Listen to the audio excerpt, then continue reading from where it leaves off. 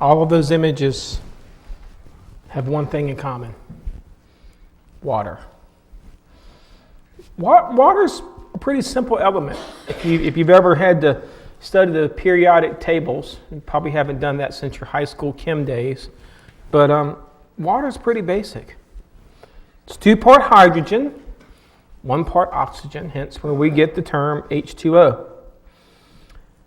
But here's some things maybe you did or did not know about this element called water. Did you know water makes up more than 2/3 of your human body weight? Therefore, I am not overweight, I'm just a very good reservoir. The human brain is 95% water. Your blood, 82% water. Your lungs, 90% water.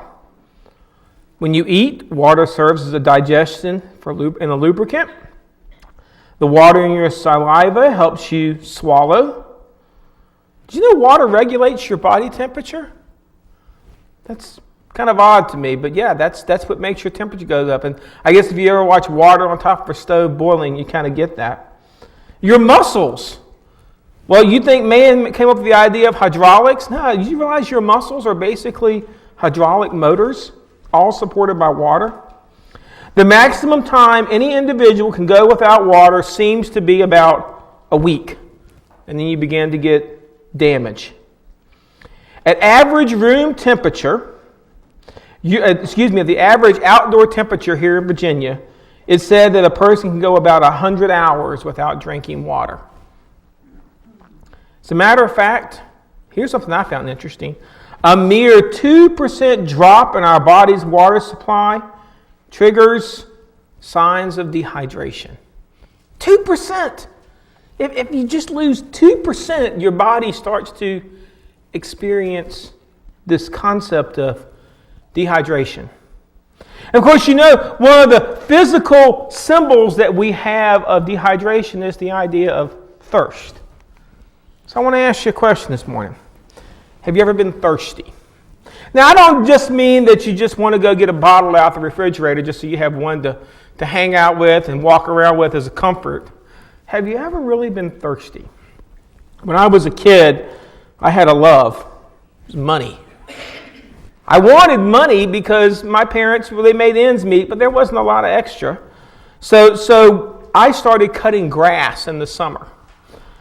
And I tell you what, that's a hot job in Virginia, cutting grass. And so at 13 years old, I would take my little lawnmower and we'd go around the neighborhood and we'd get people lined up and then we'd go back and we'd cut grass. And my mom always told me, don't forget to take water with you. Of course, how often does a 13-year-old boy listen to what mom says when mom's not around? So we go out and we cut grass and we come back and we'd be all hot and sweaty and drenched. And you walk in and you just see the faucet and you just grab the glass and you just start pouring and you just start drinking and you pour some more and you start drinking and you pour. And that's just that we were thirsty. Have you ever experienced that kind of thirst in your life where you just thought, if you don't get something to drink, you're going to die? You know, Greek mythology talks about this guy, and I'm going to get his name right. His name is Tantalus. He did something terribly wrong in the gods' eyes, and so he was given an eternal thirst. And then, to make things worse, they stood this guy in a pool that came up to his chin about right here. And every time he went to dip to get a drink of water, the water level dropped with him. So this guy was given an eternal thirst, and the thing that he needed right there to solve the problem was put right out of his reach, and whenever he went for it just wasn't there. Could you imagine what that would feel like? Not to be able to get the thing that would solve your thirst, even though it's right there at your grasp. So that brings us to this series we're going to start this week. I've been promoting this for a few weeks. I've been telling you it's going to impact everything that we do here at the church for the next month and a half. We're going to do this series called H2O. On Sunday mornings, we're going to use the sermon time to introduce 7 different words. And we're going to use those particular words then to build upon as we go to our small groups during the week, the Wednesday night and the Sunday night for the teenagers, which will actually start next week on the 8th for the teenagers. But it's going to intersect seven different lives that correspond with these 7 different words. And our word for today, well, it's thirsty. I almost feel like Sesame Street when I did that. Today's sermon is brought to you by the word thirsty. Now, it's thirsty. And I'm not talking about a physical thirst. I'm not talking about the thirst that Tantalus experienced. I'm talking about a spiritual thirst. See, there's a theory out there that every single person on the planet has a God-sized hole right in the middle of their life. And we spend our entire life trying to stuff that hole to quench the thirst that we have for a relationship with God. And we stuff it with all kinds of things. We stuff it with work, and we stuff it with possessions, and we stuff it with busyness and houses, and we stuff it with events and activities. And no matter what happens, we keep stuffing and we keep stuffing. The thirst just won't go away. There's a whole world out there that's trying to do this. You can just see them when you go down the road. You can look out your window when you're at a stoplight and that person next to you. We're stuffing our lives. The people in the pews next to us this morning, we've stuffed our lives. But for some reason, we're still thirsty. And here's what I want you to know, is that Jesus understands this idea. In John chapter 4, verses 4 through 7, this is what it reads. When a Samaritan woman came to draw water, Jesus said to her, "Will you give me a drink?" His disciples had gone into town to buy food. The Samaritan woman said to him, "You are a Jew, and I am a Samaritan. How can you ask me for a drink? For Jews do not associate with Samaritans." Jesus answered her, "If you knew the gift of God and who is that is asking for you for a drink, you would have asked him for a drink, and he would have given you living water." This is a story that we've talked about a bunch. I mean, we intersect this, it seems, every 3 months. We end up back at this well. And I think it's because we all have a thirst. We can all relate to this woman. But the first thing I need you to see is that Jesus understood the need for water. Physical water. Jesus understood it completely. Where did he meet this woman? By a well. What was he talking to her about? Well, he was talking to her about water. This woman, every day of her life, had to get this pitcher. You see, we're kind of spoiled. If I'm thirsty, I go downstairs and I go to my cabinet and I get this little cup out, and I don't even go to the faucet anymore, because you know what? Faucet water is not good enough for me. We have the little thing on the refrigerator that has the filter on it, and you put it up there and it comes out and it's nice and it's clean and it's already cold. See, but this woman couldn't do this. Every day, this woman had to gather her bucket and her pouch or however she carried this water, and she had to make this trek through the heat and gather this water and bring it back and to meet a need. Jesus understood this need.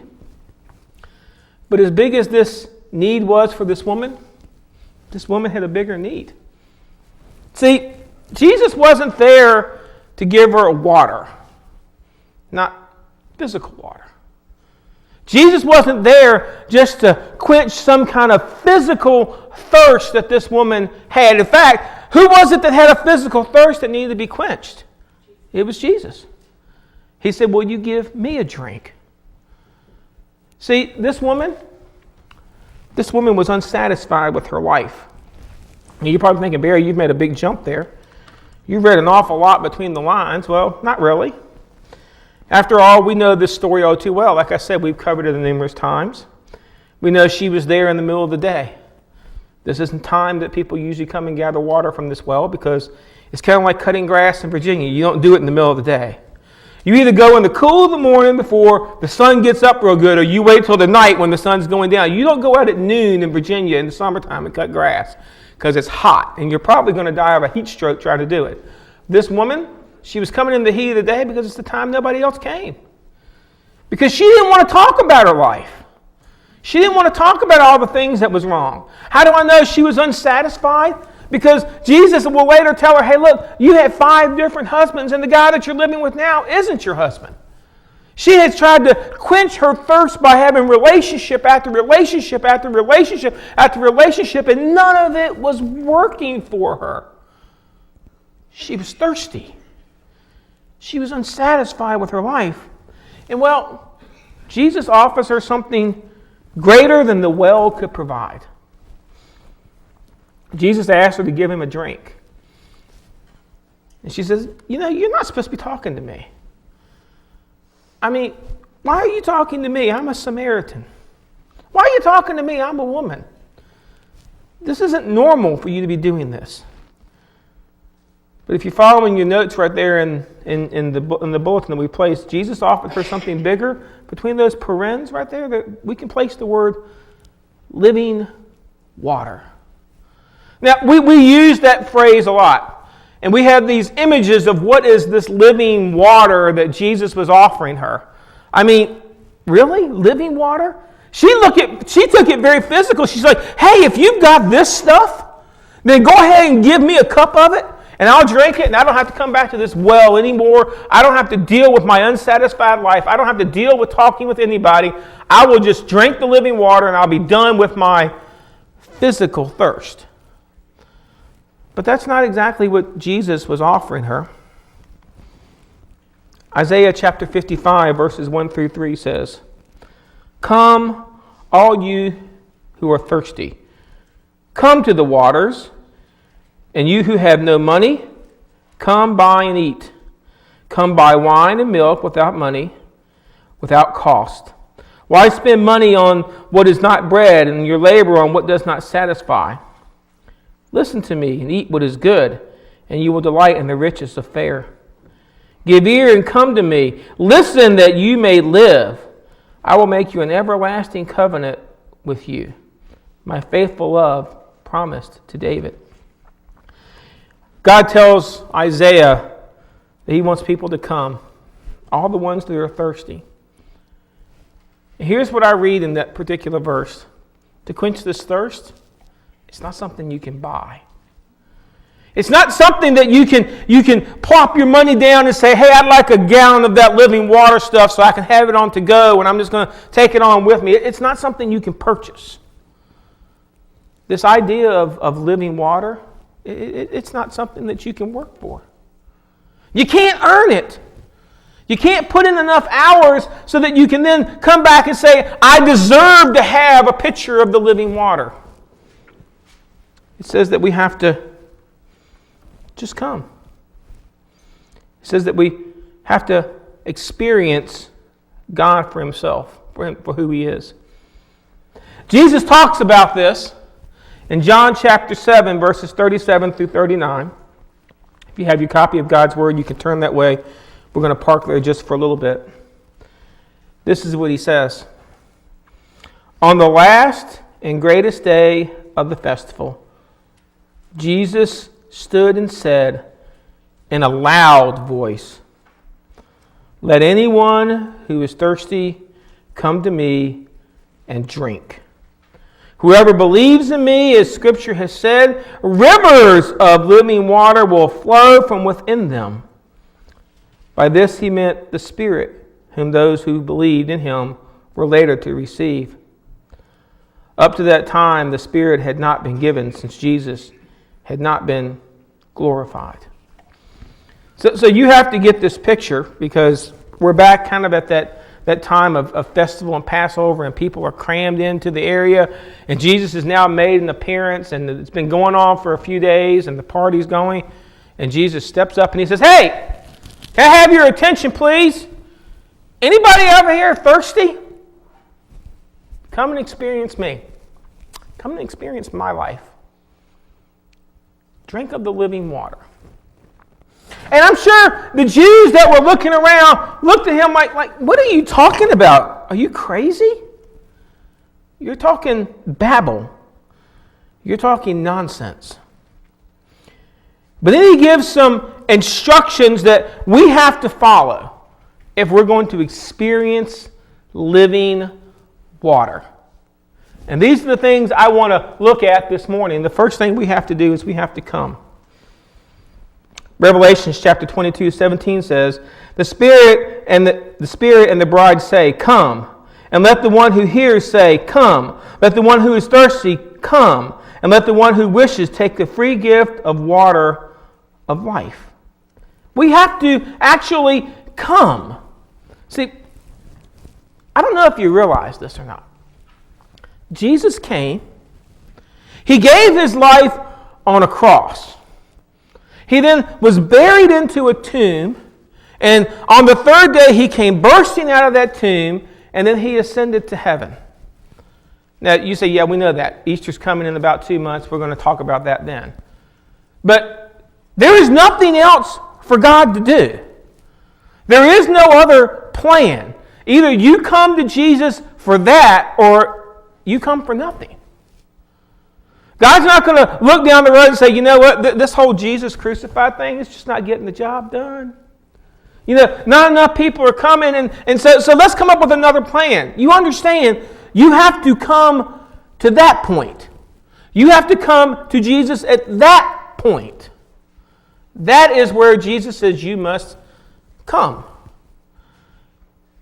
Jesus isn't going to come any further than he's already come.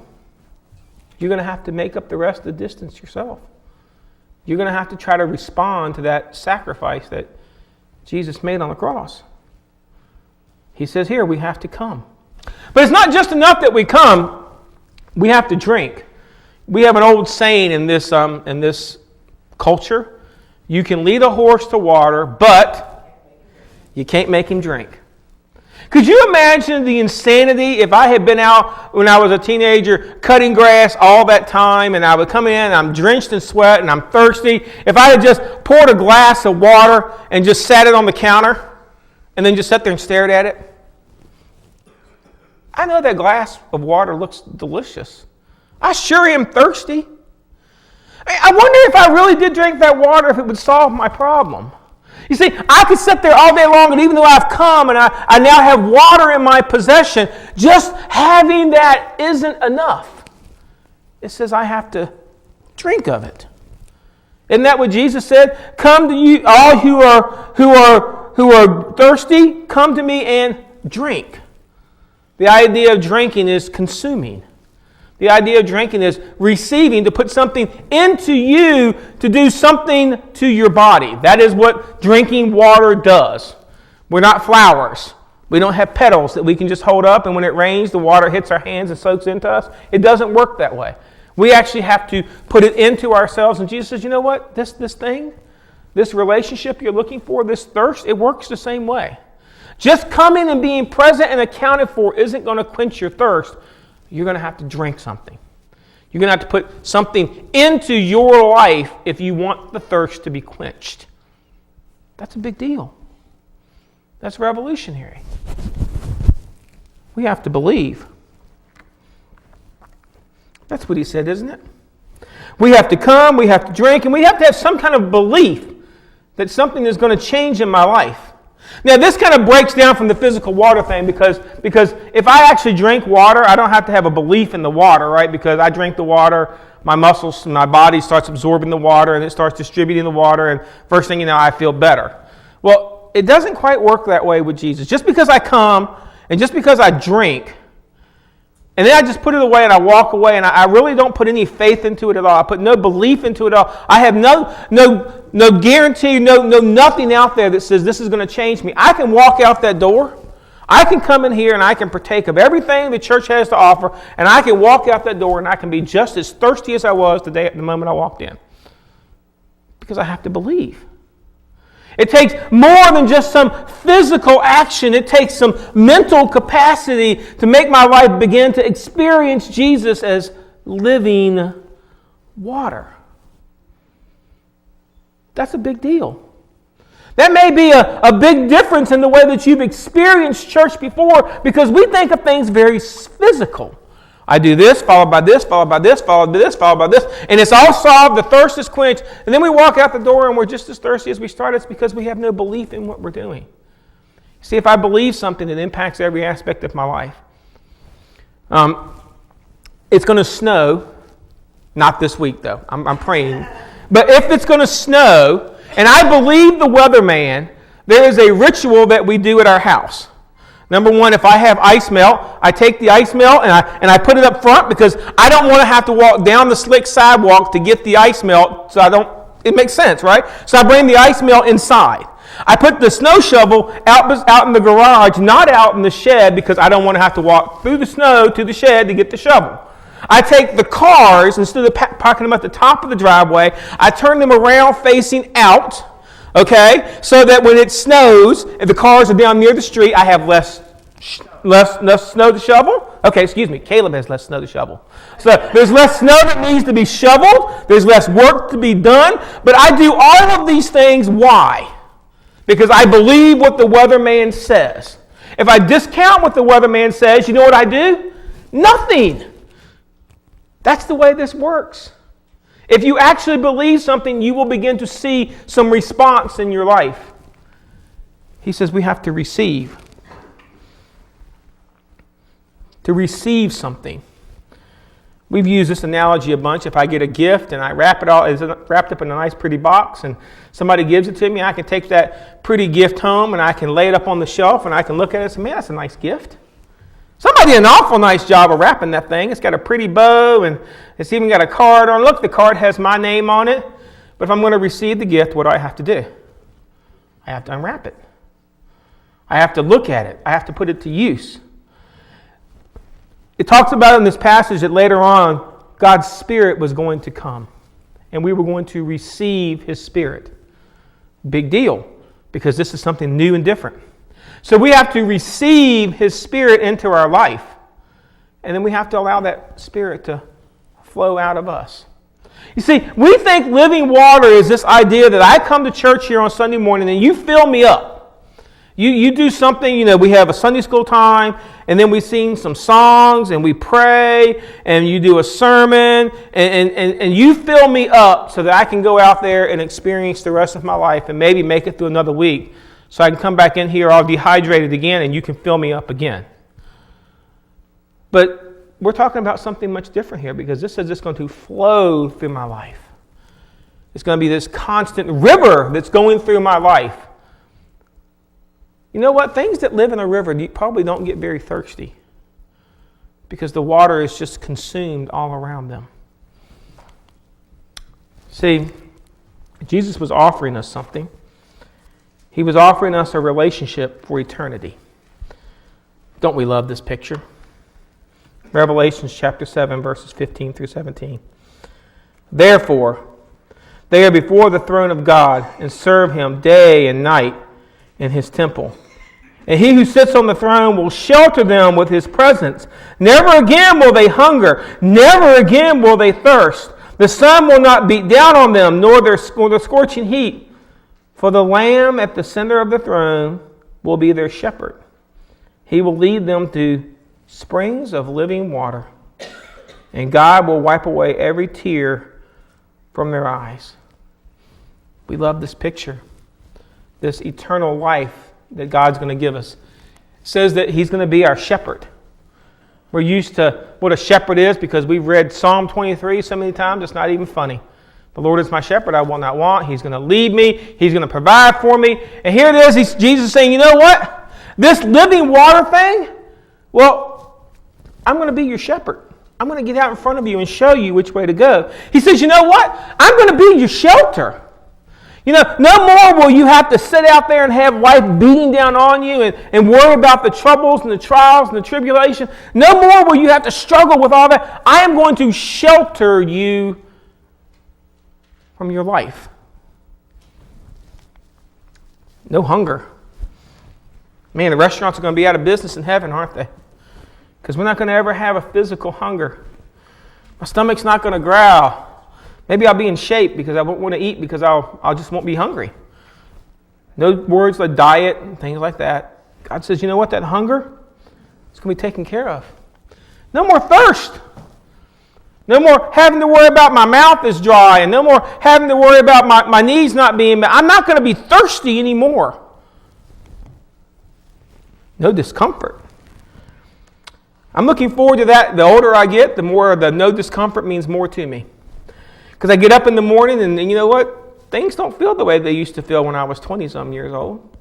I go out and do events, and you know what? It takes a little longer before the pain goes away. I used to go do something dumb, and within a couple of days, I'm good. But then it's about a week or so. I'm still feeling it when I do things I shouldn't do. But it says no more discomfort. It says no more sorrow. I'm not going to feel grief anymore. I'm not going to be losing people anymore. This is what eternal life is supposed to look like. And here's the thing. We love this image. Isn't this what you're after? You're after the point in your life that when your life on earth here is over, you're standing up before God, and He says, well done, my good and faithful servant. Come on in, and we have no more of these issues anymore. But here's my question. If we love this image so much, why wouldn't everyone want such an offer? Ponder that for a second. Look around. We're about 50% full this morning. If this is such a great life, if living water does so much for us, if living water provides so much for us, why on earth are we not having to try to beat people away from the door with a stick? Why wouldn't everyone want to experience living water? Just let that cycle. Because I'm sure you've got some people in your life that you have invited to church over and over and over and over, and you've gotten excuse after excuse. I'm too busy. I've got this going on. I've got that going on. I don't want to get up on Sunday mornings. You've got all these things, and you've heard excuse after excuse after excuse. And my question is, why don't they want to experience the living water? And that's what this is about. Yeah, I know purposely your notes have ran out. You've got no more little blanks to fill in. That's because I'm counting on the fact that you're going to close the bulletin now and give me your attention. See, I know how it works. You listen real intently to make sure you get all the blanks filled in, and then after you start packing up. I'm not out of sermon yet. Okay, I got a few more things I want to think about. H2O, living water. This is what we're going to be doing in this particular sermon series, because this is important. You see, I think the reason people don't come to the well, let's just call it that, the well of Jesus, the reason people don't want to experience living water has nothing to do with the water. The water's fine. The water's the same as it was back in Samaria 2,000 some years ago. What He offered that lady is the same water we have to offer today. But when people look at it, it doesn't look that appealing anymore. They begin to look at the water, and to see the water, they sometimes have to look at the vessel. And you know what? They look at that vessel and they're like, I don't think I like that vessel. They look at the way things get attached to Jesus. And they're not interested in the attachment, so they're not interested in Jesus. They begin to look at that what goes on inside of a church, and they're not interested in church. And so since they're not interested in church, then guess what? They're not interested in Jesus. You see, we think there's something wrong with the water. We do. We do. And we've been trying to fix the water. We've been trying to find ways throughout the church history to make the water more appealing. You know, we lack of a better term, we water it down sometimes. We present half of Jesus and hope to make it more tantalizing to people. And we do. We try to change the water so that people be willing to consume it. And here's what I'm here to tell you. That ain't going to work. Because Jesus is who He is, and if you want to experience living water, you got to take Jesus as a whole. You know what needs to be changed? The vessels. The vessels individually. The vessels, the church. The vessels and the way that we present the water has to change. Or else people aren't going to ever want to look at the water. There's an old comedy routine. I've shared this. I don't know if I've ever shared it as an actual sermon illustration, but I know I share it with people whenever I'm counseling them on how to deal with conflict. And it's called Steak on a Trash Can Top. It's a really old comedy routine. And the idea is that you can take this wonderful, delicious, beautiful, nice New York strip steak. Oh man, I love steak. And you can have it cooked just perfectly, and you can have all the little bitty potatoes beside it, and you can have all the nice side salad with it, and you can have all this wonderful fixing, and it's a delicious meal. But if I take that delicious meal and lay it on a trash can top, and the trash can top is dirty and filthy and maybe has last week's food stuck on it, and I lay that out in front of you, are you going to want that delicious meal? Probably not. Because what are you going to be looking at? The trash can top. It's the same concept here. So this is what we're going to do over the next 7 weeks. I told you I was going to dive deeper into this. 7 words. All right, we're down to 6 now. The first word was thirsty. 6 words left that they're going to talk about, not about Jesus. It's going to talk about what we've done to the vessel. And then we're going to talk about how that intersects with a life. In your Wednesday morning and Wednesday night and the Sunday evening, you will have a chance to see a dramatic video that talks about how that word intersects with a life and what it did to their life. And then we're going to talk about how do we fix the problem. What do we have to do to our vessel so that people can look and see the living water and say, that's what's going to quench my thirst? And I know that's going to be challenging. I'm going to tell you, go ahead and curl up your toes because some of this is a little difficult. Some of it's a little soul-searching. Some of it makes you stare in the mirror for a long time to say, am I that?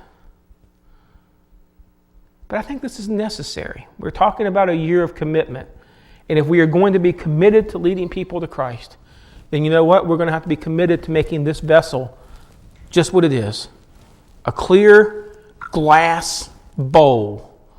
Free and clear from any dirt or spot so that people can look at it and they see the water and only the water. See, it's time to quench the thirst of a society that's around us that so desperately wants to drink. So I know this is going to be challenging, but I'm going to encourage you. Dig deep, folks. Because there's a world out there that is going to hell because they are thirsty for living water. And the only vessels God left on this planet to serve it up, sitting inside churches across America. Would you please stand? We're going to pray. And then we're going to do a time of invitation.